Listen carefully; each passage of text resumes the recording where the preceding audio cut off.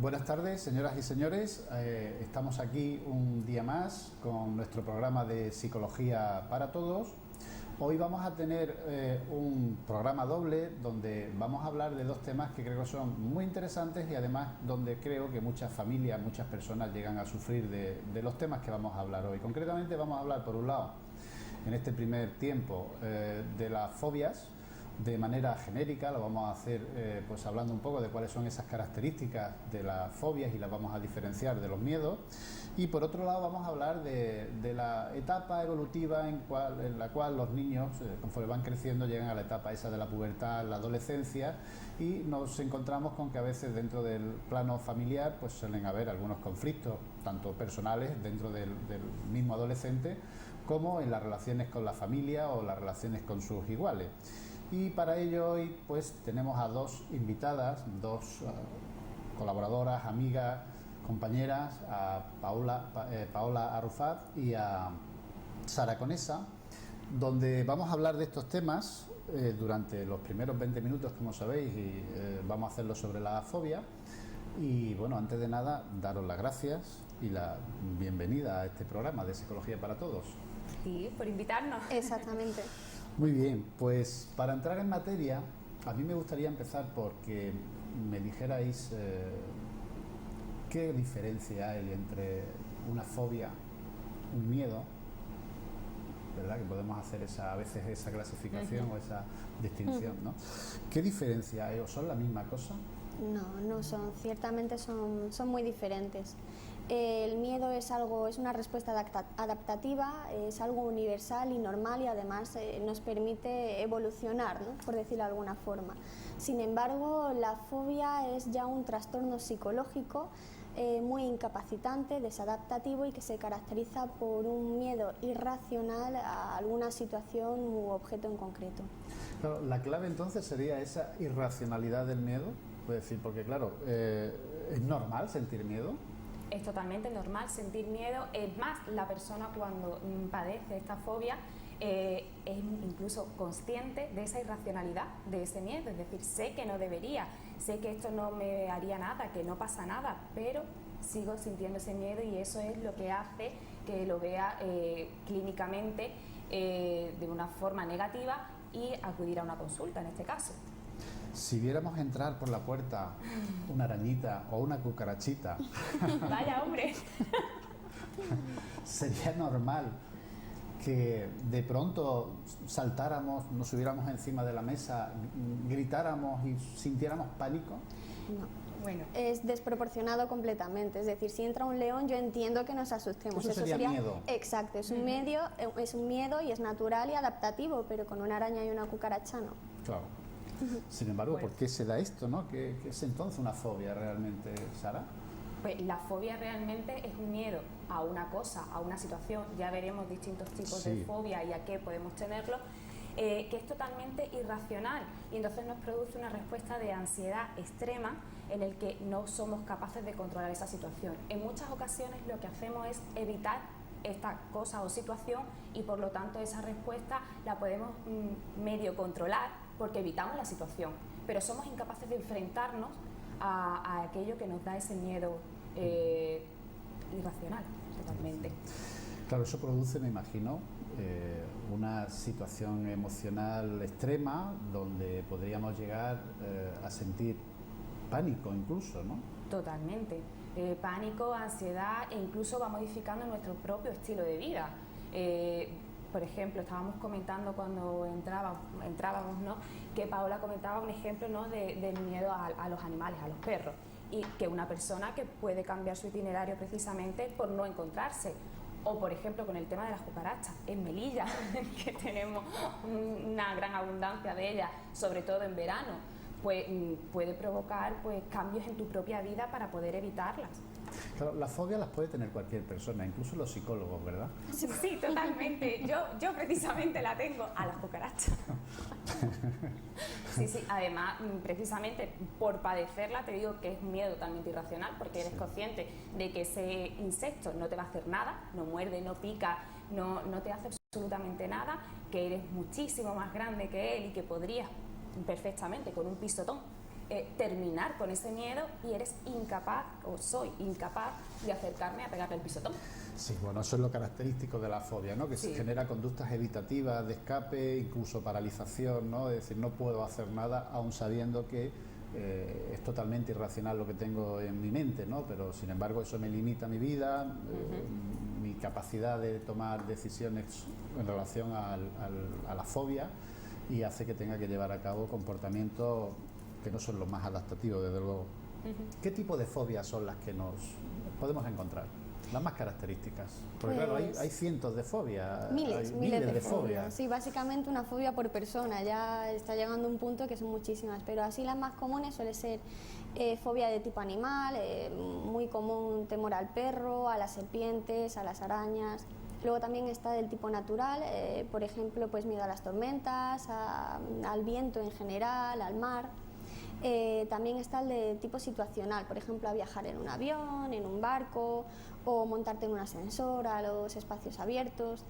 Luego está el tipo, se llama sangre, inyecciones y daño, que es asociado a cualquier ámbito sanitario, por decirlo de alguna forma. Son los más característicos: sangre, inyecciones. Exacto, lo típico que vamos a sacarnos sangre, si nos desmayamos por completo, nos caemos al suelo. El de la fobia concretamente al avión a veces se confunde también con las personas que sufren pues de claustrofobia o que sufren de ataques de pánico en espacios también reducidos, o que simplemente padece de pánico y el hecho de tener la sensación que no puede escapar, ¿no?, de un espacio como es un avión que esté en marcha, pues evidentemente no hay forma de salir de ahí, ¿no? Y a veces hay personas que hablan de estas tres cosas, como de la fobia a volar, como la claustrofobia y de los ataques de pánico, que pueden generalizar también a esa situación, como cosas diferentes. Sin embargo, la fobia a volar es una fobia muy específica también. Muy concreta, porque se puede tener miedo a volar, pero no miedo, por ejemplo, a viajar en barco, y digamos que la situación, el espacio sigue siendo igualmente reducido, o en tren. Efectivamente, muy bien. ¿Qué síntomas son los que se puede presentar cuando alguien sufre de fobia específica, una fobia concreta?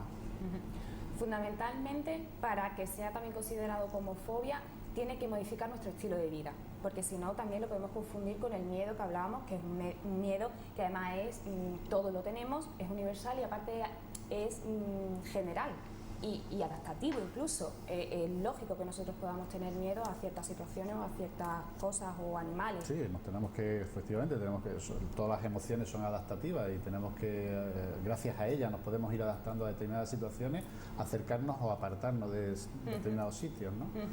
También es muy característico lo que hablábamos del escape y la evitación ante esa propia situación o a ese propio animal, como hablábamos. Y luego también los altos índices de ansiedad, la taquicardia, sudoración, la falta de respiración, un poquito eso es lo que caracteriza la fobia. ¿En qué se diferencia entonces, para decirle un poco a nuestros telespectadores qué diferencia hay entre una cosa y otra, ¿no? Sobre todo el miedo de la fobia, o sea, el miedo normal de la fobia, ¿podríamos tener algún ejemplo? O sea, ¿qué sería un miedo normal y qué sería una fobia específica de las que se pueden estar dando en muchas personas?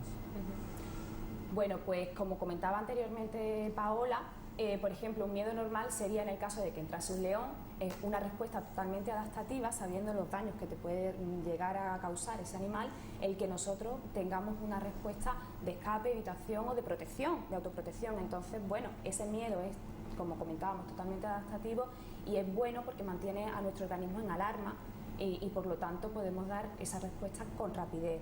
Sin embargo, una fobia, como tú comentabas, si entra una araña o una cucaracha en el plató, no sería normal tener esa respuesta al mismo nivel que a un león, por ejemplo. Y si la tenemos... Claro, ¿sería suficiente ver a la araña entrar o solo con pensar en que podría entrar la araña sería suficiente? O sea, ¿puedo tener una reacción de ansiedad como consecuencia de pensar que podría ocurrir algo como encontrarme con un insecto determinado o cualquier otro tipo, o pensar que me podrían obligar a meterme, a introducirme en un ascensor? ¿Sería eso suficiente para que la persona ya viva la fobia? De hecho, se llama ansiedad anticipatoria, es decir, todavía no me he encontrado con el estímulo y ya estoy anticipando todo el miedo y la ansiedad que me genera. Ya me estoy poniendo en alerta cuando ni siquiera lo tengo delante. ¿Cómo creéis que se inicia esto de las fobias? ¿Cuándo empiezan? Porque claro, hay muchas teorías, ¿no? Pero evidentemente la del aprendizaje es una teoría de mucho peso, ¿no? Es decir, cuando somos niños nos fijamos precisamente en nuestros seres a los cuales estamos vinculados, concretamente nuestro padre y nuestra madre o nuestros hermanos, ¿no?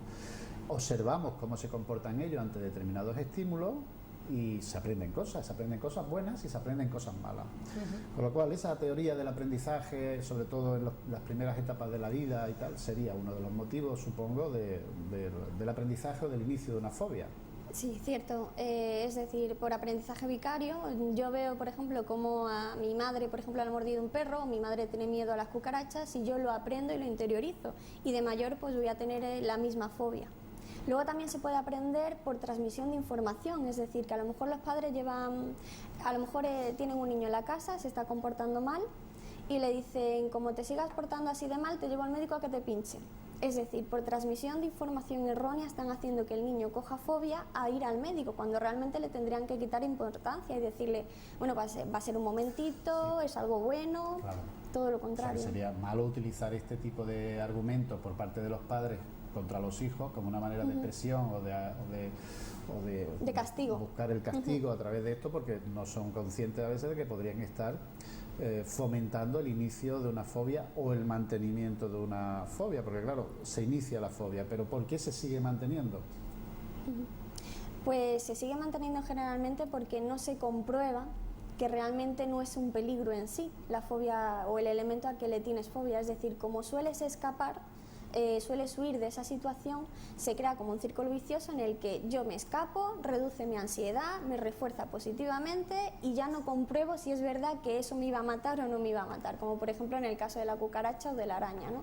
Entonces, al no poder comprobarlo, se sigue manteniendo el bucle pues, del miedo, la ansiedad, el escape, la huida. Eso, si no me acuerdo mal, y por meter un poco de teoría, creo que era la teoría de los 2 factores, ¿no? Sí, Mowell, algo así. ¿no? Donde decir que el hecho de escapar del miedo temido refuerza el miedo, ¿no? Realmente, y se genera o se mantiene en este caso ese miedo que no tengo resuelto de ninguna de las maneras.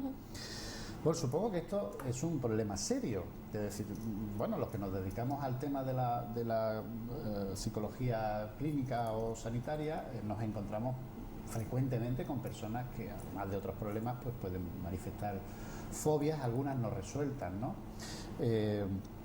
¿Cómo se diagnostican este tipo de problemas? Porque claro, nos encontramos con gente que sí pueden estar diagnosticadas y personas que no están diagnosticadas pero que tienen el mismo problema, ¿no? ¿Qué habría que hacer para esto? Hombre, fundamentalmente hay que evaluar qué variables están manteniendo esta fobia, este miedo irracional. Luego también una evaluación del contexto familiar y situacional, porque no solamente en muchas ocasiones la persona cuando acude a consulta piensa o cree que el problema es individual y, como bien hablábamos, puede ser de un aprendizaje y ese aprendizaje o ese modelo puede seguir estando en casa, por lo tanto sigue aprendiendo este mismo modelo erróneo. Y luego también pues a través de cuestionarios o pruebas psicométricas que también nos dan unas ciertas medidas que a nosotros como psicólogos nos sirven para evaluar este tipo de miedo irracional. ¿Creéis de verdad que la gente cuando dice tengo fobia a un determinado situación o objeto o animal, realmente es una fobia, o hay veces los que se están equivocando a la hora de especificarlo? Sí, yo creo que se equivocan y están generalizando mucho, es decir, muchas veces es miedo de, mira, me da reparo una cucaracha, pero bueno, si la veo no tengo problemas en pisarla, matarla y recogerla. No nos agrada, puede ser un poco algo asqueroso, desagradable, claro. Exacto, pero no es una fobia en sí, pero es verdad que el término fobia está demasiado usado y mal usado. Porque deberíamos de utilizarlo solo para aquellas personas que cumplan unos criterios de diagnóstico, es decir, que hayan unos síntomas muy específicos donde podamos ver, pues eso, las conductas evitativas y de escape, la ansiedad que puedan generar de manera anticipatoria, porque escuchamos frecuentemente decir, yo tengo fobia al avión, pero vuelan. Exactamente. Yo a mí, por ejemplo, me pasa mucho que al tener fobia con las cucarachas, yo lo verbalizo mucho, es decir, lo hablo mucho a ver si yo misma, sí, a ver si se va, pero no ocurre. Entonces, cuando lo hablo mucho con gente, digo, porque yo tengo fobia a las cucarachas, y la gente me dice, ay, yo también. Y le digo, no, O sea, yo las mías de verdad. Sí, yo me voy, tengo problemas de ansiedad, hasta que no consigo relajarme y no me puedo enfrentar a ella. Si me enfrento con el vaigón y de lejos, es decir, incapaz totalmente de pisarla o de acercarme, como si me encuentro en casa, por ejemplo, en una situación, un espacio cerrado, la ansiedad es mucho mayor, y cuando ya empiezo a enumerarle todos estos síntomas, ya dicen, bueno, no, a mí me da asco, a mí me da asco, pero yo la mato. Claro, a mí me cuesta. Sí, claro. El evitar el insecto es la clave, ¿no? Totalmente. No puedo hacerlo bajo ningún... Vamos, efectivamente esas son las claves a veces de la fobia, porque de otra manera muchísimas personas lo que hacen es que generalizan pensando que nos pasa a todo el mundo igual, y no es así, ¿no? Con lo cual podríamos decir que son tan comunes las fobias, son tantos los casos que nos podríamos encontrar de personas con fobia, o precisamente lo que nos encontramos son muchas personas que creen tener algún tipo de fobia, pero que realmente no encajarían dentro de... Yo creo que sí, que no hay tanto porcentaje de población como se piensa, que son más miedos que fobias. Claro, porque estaríamos hablando de una cosa muy delicada, estaríamos hablando de un trastorno de ansiedad en toda regla, es decir, que es que una fobia simple, aunque le llamemos fobia simple o específica, no quiere decir que no sea dolorosa desde el punto de vista emocional para el que la padece, porque hay personas que sufren de fobias y que pueden llegar a manifestar ataques de pánico como consecuencia de esa fobia. O sea, estaríamos hablando de un cuadro serio, que no estamos hablando de algo que es que nos podemos reír del miedo a la cucaracha, de la fobia a la cucaracha, pero el que padece la fobia a la cucaracha o a cualquier otro insecto o a cualquier otra situación lo pasa francamente mal, teniendo una reacción emocional tremenda. Sin embargo, esta es la diferencia en aquellos otros sujetos que creen tener algún tipo de fobia, pero que no tienen esa reacción emocional, que no evitan, que incluso se enfrentan en muchas ocasiones a los estímulos temidos. Sí, de hecho, prácticamente los estudios establecen que de un 9 o un 11% de la población son los que padecen algún tipo de fobia, o padecemos algún tipo de fobia. Realmente después lo que prima es el miedo, a lo mejor, a esa situación, pero somos capaces de enfrentarnos a él, por lo tanto no sería diagnosticado como fobia. Hay que hacer esa clara distinción. Estás hablando, Sara, y me estoy acordando, ¿no? Cuando he dicho tenemos, ¿no? A veces muchas personas piensan que los psicólogos no tienen problemas, ¿no? Ah, no. Sin embargo, tenemos tantos problemas como el resto del mundo, ¿verdad? Cierto. Y a veces dificultades para solucionarlos como el resto del mundo. O sea que las fobias, los trastornos mentales en general, los puede padecer cualquiera, ¿no? ¿Hay diferencia de esos tanto por ciento de personas que las padecen entre hombres y mujeres? ¿Las padecen más las mujeres? Sí, mucho más. De hecho, un 75% de las que padecen fobia son mujeres. La proporción es 3-1, es decir, 1 en los hombres. Hay muchísima diferencia. Hay grandes diferencias entonces, ¿no? Sí, también hay que tener en cuenta que nosotros generacionalmente, si nos fijamos en nuestros antepasados, el hombre era el que salía y la mujer se quedaba. Por lo tanto, el hombre fisiológicamente, su cuerpo ha sido capaz de dar una serie de respuestas a unas situaciones de alarma, que es cierto que a nosotros vamos por detrás a la hora de dar. Realmente es que el hombre y la mujer no somos iguales. Tenemos los mismos derechos, los mismos deberes, pero... Sí, pero la biología evidentemente es completamente distinta. E incluso el aprendizaje. Los aprendizajes, los estereotipos que se utilizan y tal para los aprendizajes de nuestros hijos, varones y chicas, son totalmente distintos todavía, a pesar de todo lo que queremos avanzar en ese tema, ¿no? Sí. ¿Se pueden prevenir las fobias? ¿Podemos hacer algún tipo de mensaje, podemos dar algún tipo de mensajes a las familias, por ejemplo, para que puedan prevenir en los hijos esa posibilidad de fobias? Sí, que le insten a que contrasten ese miedo, es decir, si no es algo que sea un peligro mortal, que les achuchen para que comprueben que no les pasa lo que se imaginan previamente, es decir, que no va a ser para tanto el peligro que se imaginan como el real que se van a encontrar. O sea, que se pueden prevenir. Y además los estilos educativos que utilice la familia también pueden ser fundamentales en cuanto a no transmitirle esos miedos, ¿no? De alguna manera, en fin, los miedos que cada uno tiene, no transmitirlo a los hijos pequeños, puesto que pueden aprenderlos, ¿no? Y sin ser conscientes de ello, a pesar de que a veces tenemos varios hijos y solamente uno puede tener el problema, el resto no tiene por qué tener los problemas. Es decir, tenemos una parte cada uno de nosotros que es muy personal, el temperamento, en fin, que hace que no todos tengamos que caer en este tipo de problemas, ¿no? Pero algunos de los hijos sí que pueden caer, sin embargo. Bueno, vamos a hacer una pequeña pausa, vamos a ver algunos anuncios publicitarios y en unos minutos rápidamente estamos otra vez con ustedes.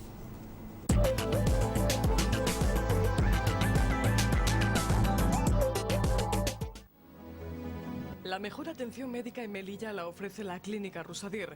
Contamos con diversas especialidades como cirugía general y del aparato digestivo, a cargo de los doctores Emilio Buendía, Salvador Enríquez y Mustafa Berchán. Logopedia a cargo de María Teresa del Campo Remartínez. Psicología con Laura Román Pérez. Hematología con el doctor Miguel Ángel de las Nieves. Cardiología a manos de los doctores Antonio Esteban y Carmen Jurado. Traumatología con el doctor Claudio Vázquez. Dermatología con las doctoras Marta Frieiro y María Victoria Barrera. Asimismo contamos con el área de anestesiología y reanimación con los doctores José Carlos Muñoz Garrido y Manuel Robles. A cargo de acupuntura y unidad del dolor se encuentra el doctor Manuel Robles. En la unidad de accidentados de tráfico y rehabilitación contamos con las doctoras Cristina Astilleros y Cristina Font, además de ofrecerte los servicios de fisioterapia y pediatría. Cita previa al teléfono 662 69 17 00 o vía online www.clinicarusadir.net. Clínica Rusadir en calle Teniente Morán número 41, frente al antiguo restaurante de Los Alzones. Investigar y profundizar en el conocimiento mutuo de todas las culturas que conviven en Melilla, estudiar, investigar, divulgar los valores culturales de los melillenses, sus tradiciones, sus costumbres más significativas y que son patrimonio común de Melilla y de España. Todo eso es el Instituto de las Culturas. Melilla es la ciudad de las culturas. Melilla es mi ciudad. Melilla es mi ciudad. Irselí Melilla. Porque en Melilla cabemos todos, porque Melilla es pluralidad y precisamente en ella reside su riqueza cultural, porque Melilla lo haces tú y lo hace ella y lo hace él. Melilla somos todos. Melilla es la ciudad de las culturas. Melilla es mi ciudad. Melilla es mi ciudad. Respeto mutuo. Melilla es mi ciudad. مريتش تندين ثقافات مريتش تندينتينو Melilla mera sher he. Irselí Melilla. Instituto de las Culturas, por todo lo que nos une. En un instante, sin cita previa, sin avisar, tu salud puede cambiar. Y da igual la hora, el día y el lugar. Entonces, cuando no tienes el control, Asisa te acompaña y vuelve a mostrarte el camino con confianza y haciendo lo necesario para protegerte a ti y a los tuyos. En Asisa trabajamos para devolver la salud a su lugar.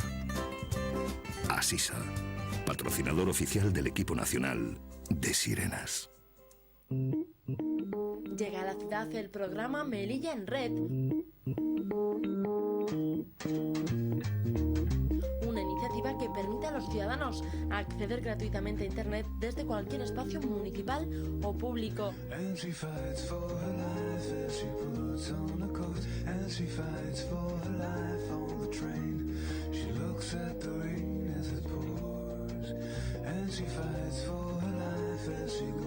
Para hacerlo solo necesitas registrarte dándote de alta en la web melilla.es/melillanred, en melillanred.net o acudiendo a la oficina del CORIT en el bajo del edificio de Telefónica en la calle Villegas. Regístrate y navega.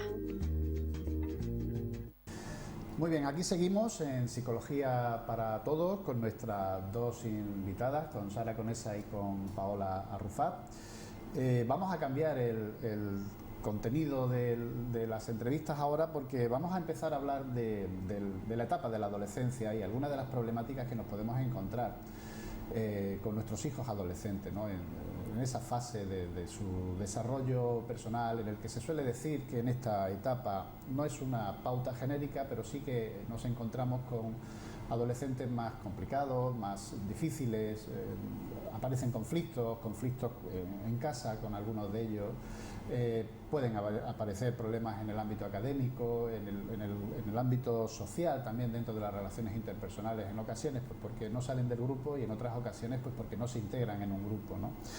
Así como las experiencias que a veces nos encontramos que nuestros hijos adolescentes pues empiezan a tener experiencias que en muchas ocasiones pues no son las más agradables, como puede ser el consumo de alcohol o algún otro tipo de comportamiento no muy aceptable. Bueno, pues vamos a seguir hablando de este tema de la adolescencia ahora con nuestras dos invitadas, con Paola y con Sara, y vamos a ver qué es eso de la adolescencia, claro, porque a veces no podemos meter el genérico de todos son jóvenes, ¿no? E incluso a veces todos son adolescentes, pero sin embargo hay grandes diferencias. Es una etapa que tiene un principio y tiene un final más o menos. ¿Qué sería entonces eso a lo que le llamamos adolescencia? Es una etapa de cambios, tanto biológicos como psicológicos, que marcan lo que es el periodo de transformación del niño en adulto y suele abarcar, está delimitado entre los 10 y 20 años aproximadamente. O sea que en este caso también hay diferencias entre niños y niñas, porque desde el punto de vista de la calle decimos que las mujeres, las niñas llegan antes a ser mujer que los niños a ser hombre, o que las niñas maduran a una velocidad distinta o más rápido que los chicos. Es decir, hay diferencias también en este sentido. Sí, realmente se supone que las niñas empiezan a madurar un año antes que los niños. Los niños empezarían a la edad de 11 años ya a entrar en lo que es la adolescencia en sí. Sí, ya nos encontramos, creo que algunos casos cada vez más frecuentes de niñas que empiezan el tema de la pubertad, con la menstruación, etcétera, a partir de los 9 años incluso, ¿no? Bueno, ¿y qué cambios son los que se experimentan o qué cambios se podrían experimentar en algunos de los cambios? Evidentemente son muchísimos, sabemos que son muchísimos, pero así por encima y de forma resumida, ¿cuáles son los cambios que nos podremos encontrar en esta etapa? Hombre, pues los cambios fundamentalmente, como estábamos comentando, el tema de la pubertad, que son los cambios físicos, que además son evidentes, pero también tenemos cambios psicológicos, sociales, del estilo de vida. Fundamentalmente nosotros nos basamos en que a nivel social, por ejemplo, el tema del apego, que hasta entonces había estado enfocado principalmente a la familia, a los padres, progenitores en este caso, ahora cambia a su grupo de iguales, a su grupo de amigos, ¿no? que le llamamos nosotros grupo de iguales. Y luego también esa pertenencia o esa necesidad de pertenencia a un grupo y ese apoyo que tienen entre ellos, fundamentalmente. Claro, cuando eso no ocurre, podrían pasar cosas en la personalidad del adolescente, es decir, cuando no tienen una sensación de pertenencia a un grupo, cuando están ocurriendo cosas o cuando no ocurren las cosas que deberían de ir ocurriendo en esa etapa de la adolescencia, el adolescente puede sufrir desde el punto de vista emocional porque no está ocurriendo lo que debería estar ocurriendo, como esa integración en un grupo, poder fijarse en modelos de iguales, ¿no? Sería problemático. Sí, además puede desencadenar en problemas o incluso trastornos psicológicos y graves. E incluso el adolescente puede intentar o hacer cosas por llegar a pertenecer a ese grupo o tener esa identidad con ellos. Pues, por ejemplo, algo extremo sería, por ejemplo, la entrada a las pandillas, ¿no? Que necesitan, pues a lo mejor pasar ciertas pruebas antes de integrarse en esa pandilla. Pues de esta forma igual, a lo mejor pues probar ciertas sustancias o tener ciertas conductas para poder pertenecer o ser aceptado. Querer agradar un poco a un grupo para poder pertenecer, ¿no? Y hacer cosas que no son aceptables desde un punto de vista moral e intentar hacerlo para ser aceptado simplemente, ¿no? Claro, es muy peligroso, claro, porque pueden desde consumir sustancias, mantener relaciones sexuales, en ese caso no consentidas, o consentidas pero bajo la presión, o cometer pequeños delitos, ¿no? O sea que es muy delicado el tema, claro, esa etapa de la adolescencia, claro, y tiene un fin esa etapa cuando entran en la etapa adulta, que sería más o menos, porque claro, se habla de adolescentes desde los 20, o sea, se habla de adolescentes de 20 y 21 años. Hay diferencia a nivel biológico y psicológico. Se supone que la adolescencia biológica termina siempre o casi siempre a los 20 años. Sin embargo, la psicológica puede alargarse hasta los 21, incluso hay algunos teóricos que dicen 25 años. Es decir, sí, y desde el punto de vista de la calle podrían decir que muchos años más. Sí. ¿Verdad? A la calle le decimos, se corrobora. Hombres y mujeres que siguen en la adolescencia teniendo 40 años, ¿no? Esa es la broma que se suele hacer muchas veces en este tema, ¿no? Sí. La personalidad de los adolescentes es algo que se va haciendo progresivamente y podríamos decir que en el periodo de transición, durante todo lo que dura la adolescencia, que esa personalidad está instaurada, está fijada ya, o se está haciendo, continúa haciéndose. Hay un periodo, algún momento en el cual su personalidad, es decir, esa manera de pensar, sentir y actuar, en el cual esto ya está fijado o es algo que va ocurriendo a lo largo de toda la vida. ¿Cómo lo veis? La personalidad es algo que realmente es muy dinámico, es decir, no es un concepto ni un constructo estático.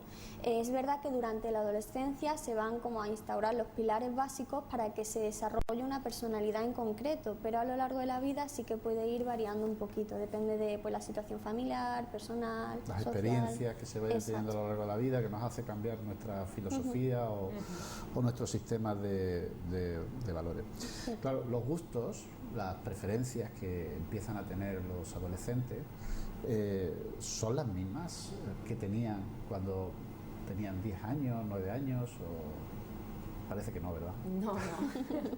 Además van cambiando, igual que la personalidad va cambiando, va madurando de forma paulatina, los cambios y los gustos también se van modificando y les van empezando a interesar cosas distintas o cosas incluso de adultos. De ahí muchas veces los conflictos que entran los adolescentes con los padres. Y luego también ese sentimiento de egocentrismo, ¿no? O de que yo tengo la razón, o de que mi gusto es el mejor, o como a mí me gusta tengo que hacerlo. Y entonces durante la adolescencia lógicamente se van cambiando y modificando todos esos gustos y luego, muy importante, por esa pertenencia al grupo de iguales, también me va gustando lo que les va gustando a mis amigos. Claro. Y en ese caso, has hecho referencia a los conflictos con los padres. La rebeldía que se suele atribuir a los adolescentes, ¿es algo genérico o es frecuente o no es tan frecuente en el caso de la convivencia, por ejemplo, familiar? La rebeldía realmente yo creo que sí es frecuente dentro de unos parámetros normales, pero también es natural, es decir, cuando somos niños los padres pues suelen tomar la mayor parte de las decisiones por nosotros, pero al llegar a la adolescencia, claro, empieza la autonomía personal, la capacidad de decisión, y los adolescentes, aunque empiecen a tener capacidad de decisión, no siempre deciden lo que más les conviene, sino lo que más les gusta, y ahí entran los conflictos y la rebeldía con los padres. Hay que intentar mediar un poquito entre lo que el padre considera oportuno y lo que el niño quiere. Es una etapa transitoria, pero es complicada, ¿no? Sí, sí, es muy complicada, y más hablaba Paola de unos límites normales, pero hay ocasiones en las que esos límites se traspasan. Entonces, claro, se tienen verdaderos conflictos y problemas, incluso, llegar a trastornos. Sí, a convertirse en algo ya bastante más desadaptativo. Sí. ¿Cuáles serían los problemas más comunes que nos podríamos encontrar en esta etapa de la adolescencia? Bueno, como problemas más comunes puede ser incluso la iniciación a las drogas, como tú comentabas, o drogas o algún tipo de sustancia. Hablamos alcohol, tabaco, hasta el cannabis o cualquier otro tipo de sustancia que ande por la exactamente. También podemos tener problemas de alimentación, por ejemplo.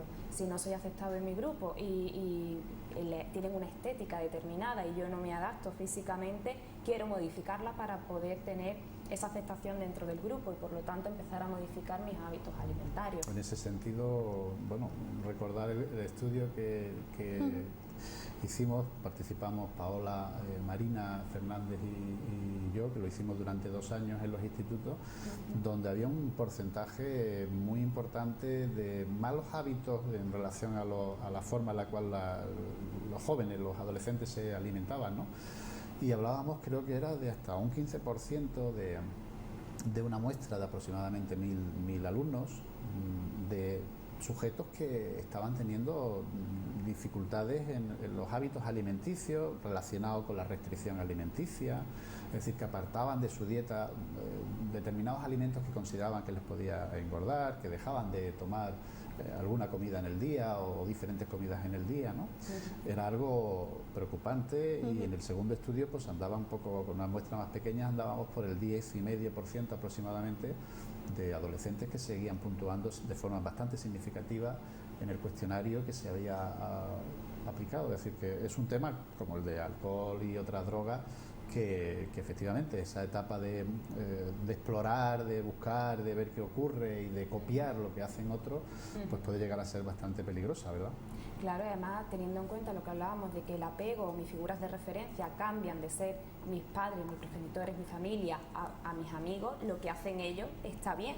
Por lo tanto, son ellos los modelos que yo voy siguiendo. Si alguno de ellos, de ese grupo de iguales, está teniendo problemas o restringe alguna comida, como comentaba, pues yo lo voy a hacer también. Puede copiar. Sí, incluso pasa muchas veces que para buscar información a nivel de sustancias o a nivel sexual, las primeras experiencias sexuales, etcétera, no tratan con personas que realmente tengan un conocimiento, sino que entre ellos son los que se van informando y se van hablando sobre el tema y se dan consejos. Es un poco como ha ocurrido toda la vida, sí, ¿eh? Sí. A pesar de que hoy día podríamos coger, irnos a internet, buscar una página especializada y buscar la información correcta. Sin embargo, seguimos preguntándole, o ellos siguen preguntándole a los amigos, y claro, esa información que nos dan los amigos puede ser muy peligrosa porque puede ser incorrecta. Totalmente. Y meternos alguna idea equivocada al respecto, ¿no? ¿Podríamos decir que está garantizada la conflictividad con la familia? No, garantizada no. A ver, que puede ser frecuente, sí, es una etapa de cambio y los cambios llevan a conflictos, pero no tienen por qué surgir si se ponen las medidas adecuadas de antemano. El diálogo con los hijos, la comprensión, la paciencia y, en definitiva, el arte de ser padre, vaya. Que no... Yo suelo decirle en ocasiones a las familias que acuden a asesoramiento que con los adolescentes una de las cosas que tenemos que manejar es la negociación. Que a diferencia de lo que hacemos con nuestros hijos más pequeños, es decir, con los que están en la primera infancia o la segunda infancia, no tendríamos que negociar tanto, pero sí con los adolescentes es fundamental negociar como una manera de ir bajando los niveles de conflictividad. Sí, totalmente, y además hacerle también a ellos corresponsables de las decisiones que van tomando y por tanto de las consecuencias que van teniendo. Entonces es muy importante que ellos también participen de sus decisiones. Siempre, y esto sí que es muy importante, teniendo en cuenta que los padres y los que marcan un poco las pautas siguen siendo ellos, que no son amigos de su hijo adolescente, porque muchas veces esa línea tan delgada... Pues es el error fundamental, Sara, ¿no? Sí. Escuchar a padres y madres decir, es que mi hijo o mi hija es mi amiga, sí. Cuando es un adolescente, no. Ser padre es mucho más importante y está por encima de la amistad. Sí, además que no es el rol que nos pertenece como padres, es decir, como padre te pertenece el rol de marcar un poco. Llegada a la adolescencia, vas a negociar con tu hijo ciertas cosas y lo vas a hacer copartícipe de ciertas decisiones, pero realmente tú eres el que tienes que seguir marcando porque todavía no está ni maduro, ni formado y sigue siendo tu responsabilidad. Está bajo nuestra responsabilidad, efectivamente. Claro, ahí habría un problema yo llamaría de estilos educativos, ¿no? Es decir, a veces también esa conflictividad que nos podemos encontrar en la adolescencia podría estar motivada por unos estilos educativos que hemos estado utilizando durante los periodos anteriores, las etapas anteriores con nuestros hijos, donde como consecuencia de ese mal estilo educativo, dígase la sobreprotección, por ejemplo, puede hacer que el adolescente sea aún todavía mucho más complicado. O sea, mi pregunta es, ¿qué pautas o estilos educativos se deberían emplear en las familias para minimizar en lo posible los conflictos y problemas que nos podamos encontrar con ellos más adelante? Pues el estilo democrático. Realmente aplicarlo puramente es muy difícil porque es verdad que hay veces que los padres tendrán que ser más autoritarios, imponer a lo mejor su decisión porque si no el adolescente puede correr peligro. Pero el estilo democrático sería el más correcto, que simplemente es lo que estamos diciendo, el negociar con ellos, el hablar, el dar unas directrices, pero también un poco pactada con ellos. Lo que yo decía, Paola, es más que la etapa ya de la adolescencia, sino previo a la adolescencia, utilizar ese estilo democrático más asertivo, sin proteger tanto a nuestros hijos, o sea, dándole responsabilidades desde que son muy pequeñitos y tienen la motricidad desarrollada adecuada para hacer cosas. Y a mí me gusta poner siempre los ejemplos que deberíamos de emplear con un niño, es decir, se entiende mucho más desde el punto de vista de la gente de la calle, de la familia, es decir, cómo debería de actuar con mis hijos que decirle algún tipo de tecnicismo, porque si a lo mejor le decimos que es el democrático y el asertivo, pues esto a veces nos cuesta entender.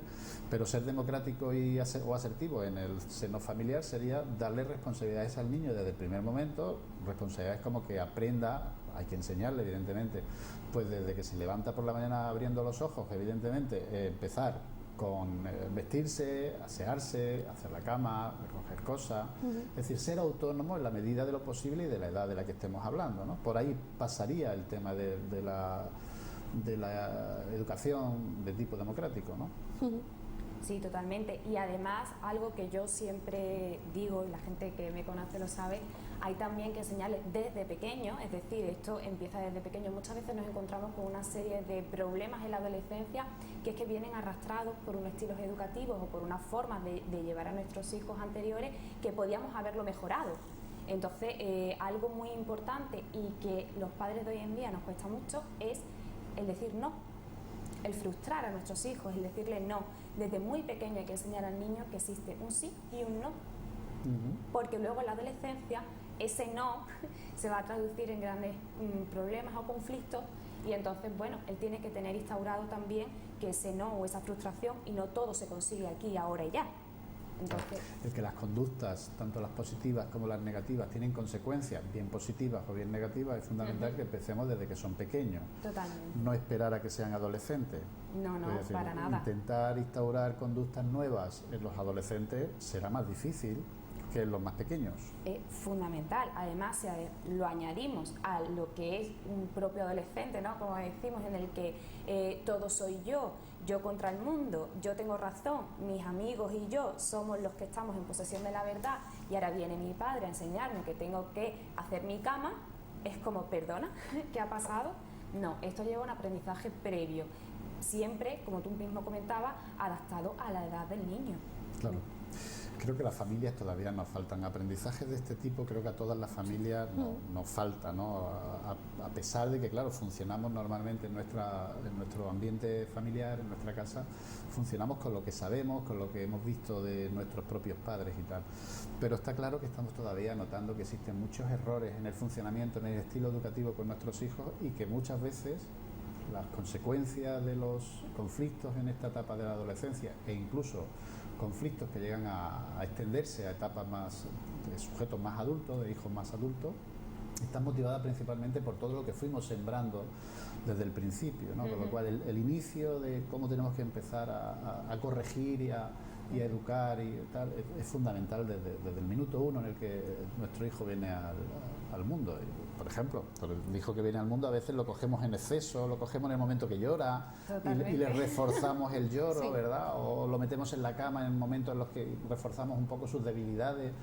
Es decir, que todo eso es fundamental que las familias los tengan muy, muy claro y lo intenten poner en práctica, ¿no? ¿No lo veis así?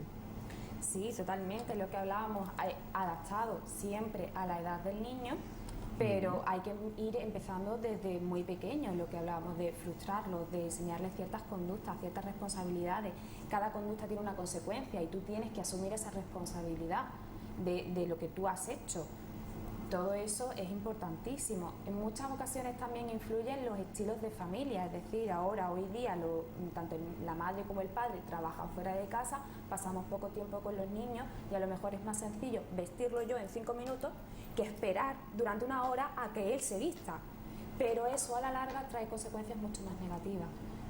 Entonces en muchas ocasiones es necesario esa hora, invertir esa hora para que en un futuro...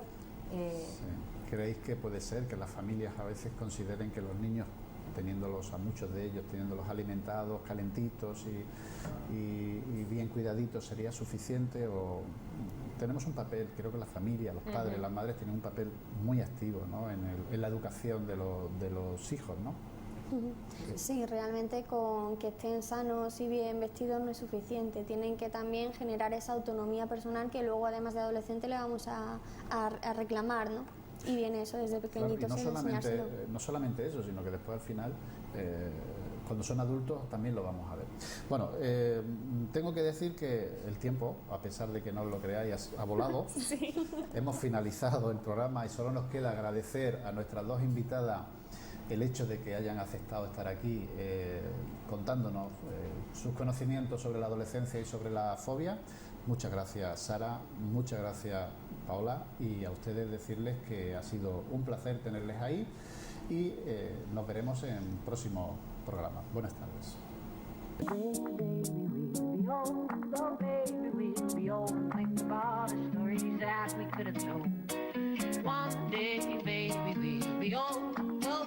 maybe you'll be old and painted by the stories that we could have told.